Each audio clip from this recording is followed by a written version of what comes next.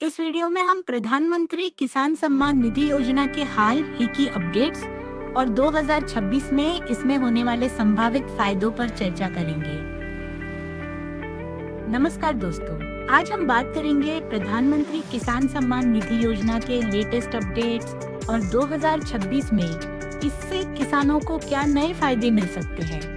अगर आप किसान हैं या आपके घर में कोई किसान है तो ये वीडियो आपके लिए बहुत यूजफुल होने वाला है। इस योजना के अंदर एलिजिबल किसानों को सरकार की तरफ से फाइनेंशियल असिस्टेंस दी जाती है ताकि खेती के खर्च में थोड़ी रिलीफ मिल सके।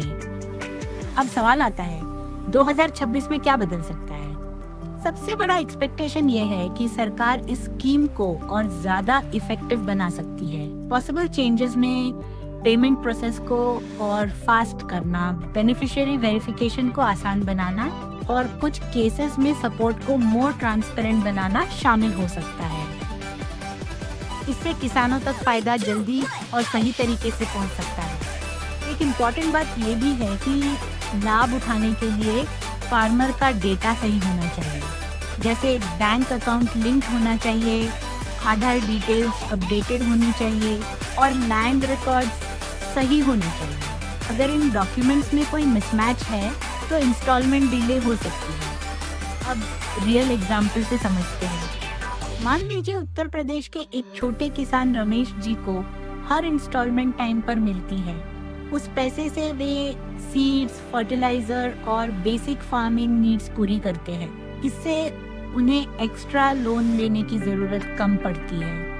ऐसे ही महाराष्ट्र की एक महिला किसान सरिता जी बताती है कि इस स्कीम की मदद से उन्होंने अपनी सीजनल फार्मिंग को थोड़ा स्टेबल बनाया। यानी ये योजना सिर्फ कैश सपोर्ट नहीं बल्कि इकोनॉमिक स्टेबिलिटी की तरफ एक इम्पोर्टेंट स्टेप है।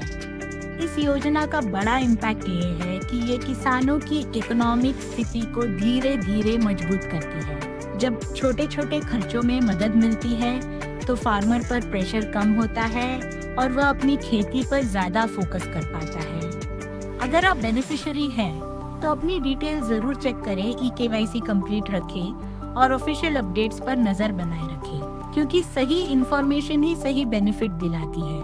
तो दोस्तों, पीएम किसान योजना के अपकमिंग चेंजेस पर आपकी क्या राय है, कमेंट में जरूर बताइए। धन्यवाद। हमारे चैनल पर पूरी